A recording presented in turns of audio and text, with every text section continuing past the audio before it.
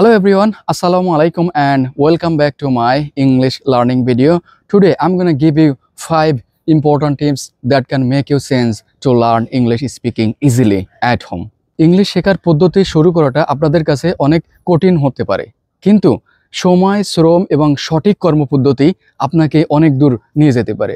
সুতরাং আপনারা আমার এই ভিডিওটি ধৈর্য সহকারে দেখতে থাকুন এবং যদি ভালো লাগে অবশ্যই লাইক, কমেন্টস এবং শেয়ার করে আমাকে অনুপ্রেরণা দেবেন।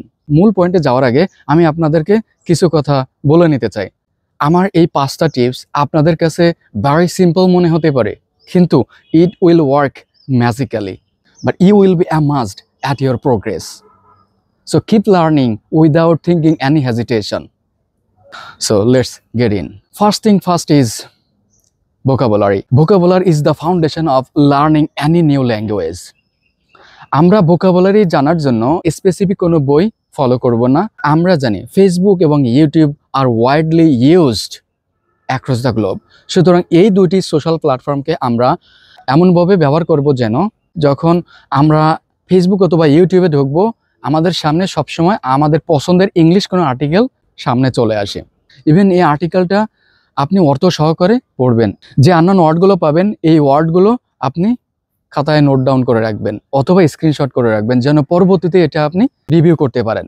আর্টিকেলটা পড়ার পর যেটা বুঝবেন তার একটা রিলেভেন্ট কমেন্ট করবেন, তবে এই কমেন্টের মধ্যে অবশ্যই you will have to include this unknown word, what you got actually from this article. Overall, আপনার পড়া শেষে অবশ্যই নিজে নিজে ওই unknown ওয়ার্ডগুলো দিয়ে আপনি সেন্টেন্স তৈরি করবেন। By the way, you will have to engage English vocabulary as well. Number 2 is tense. আমরা জানি টেন্স টোটালি 12 প্রকার, তবে ইংলিশ লার্নিং এর ক্ষেত্রে আমাদের কোন টেন্সগুলো জানতে হবে। আমরা অনেকেই আছি যারা টেন্স 12 প্রকার জানতে আমরা পুরো সময়টাই নষ্ট করে ফেলি। বাই দ্য ওয়ে, আমরা আসলে নিজের স্ট্যামিনাটাকে হারিয়ে ফেলি ইংলিশ লার্নিং এর জন্য। 12 প্রকার না, আপনারা অবশ্যই 3টা টেন্স জানবেন খুব প্রিসাইজলি ভালোভাবে। Number 1 present indefinite, past indefinite and future indefinite. এই 3টা টেন্সের ডেফিনিশন প্লাস স্ট্রাকচার আপনারা ভালোভাবে এঙ্গেজ করবেন। বাচ্চারা যখন কথা বলে, আধো কথা বলে, you will have to practice with very simple words and then gradually move on to the complex sentence. Number 3, listening. আমরা অনেকেই লিসেনিং এর জন্য অথবা ইংলিশ স্পিকিং প্র্যাকটিস করার জন্য মুভি প্রিফার করে থাকি, কিন্তু আমরা জানি মুভি সাধারণত আপ টু 30 মিনিটস হয়ে থাকে। আমরা আসলে প্রিসাইজলি এই ভিডিও দেখাটা ইংলিশ লার্নিং অথবা লিসেনিং এর জন্য ফলো করতে পারি না, যার জন্য আপনারা আশানুরূপ কোনো সাকসেস অথবা ফল দেখতে পান না। আপনারা মিনিমাম 5 থেকে 10 মিনিটের যে ভিডিওগুলো আছে এই ভিডিওগুলো দেখবেন। এই ভিডিওগুলো হতে পারে conversation with native English speaker অথবা ইংলিশ কোনো শো অথবা English blog. হিয়ারস an important point, যখন আপনারা ভিডিওটি দেখতে যাবেন অবশ্যই আপনাদের কাছে নোটবুক এবং কলম রাখবেন। ভিডিওটি প্লে যখন করবেন উইদাউট সাবটাইটেল দেখবেন। ইভেন যেটা শুনবেন সেটা আপনারা লিখবেন। ভিডিওটি শেষ করার পর পরবর্তীতে আপনাকে আবার রিপিটেডলি শুনতে হবে।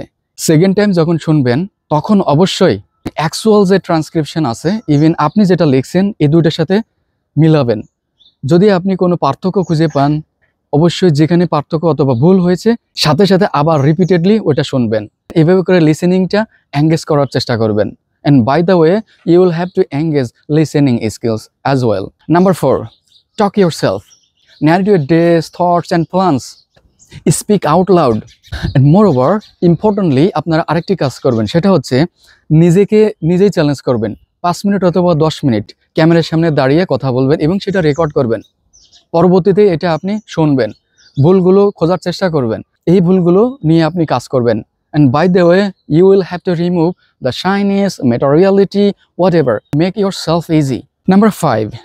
This is one of the top important point ever in learning English speaking. আমাদের চারপাশে অনেক ভাই বোন আছে যারা ইউজুয়ালি ভোকাবুলারি জানে, প্রোনাউন্সিয়েশন জানে, সব কিছু জানে, কিন্তু ইংলিশে কথা বলতে পারে না। দেয়ার মেইন প্রবলেম অজ তারা কখনোর জন্যই চেষ্টা করেনি কারোর সাথে কথা বলার অথবা এটাকে ইম্পর্টেন্স হিসেবে ধরে নেয়নি। Everyday make sure you speak with somebody or other at least 10 minutes. যদি আপনি 10 মিনিটসের উপরে যেতে পারেন আলহামদুলিল্লাহ, তাহলে তো অনেক ভালো। তবে এই প্র্যাকটিসটা যদি আপনি নেটিভ ইংলিশ স্পিকারদের সাথে করতে পারেন আলহামদুলিল্লাহ আপনার ইংলিশ স্পিকিংয়ের এই জার্নিটা অবশ্যই 100% সফল হবে। তবে এটা কোনো কঠিন কাজ নয়। আমি যেভাবে নেটিভ ইংলিশ স্পিকারদের সাথে কথা বলি, চাইলে আপনি এভাবে করে কথা বলতে পারেন। এদের আরও অনেক অ্যাপ্লিকেশন সোশ্যাল মিডিয়াতে আছে, ইন্টারনেটে আছে, সেগুলো আপনি ফাইন্ড আউট করতে পারেন।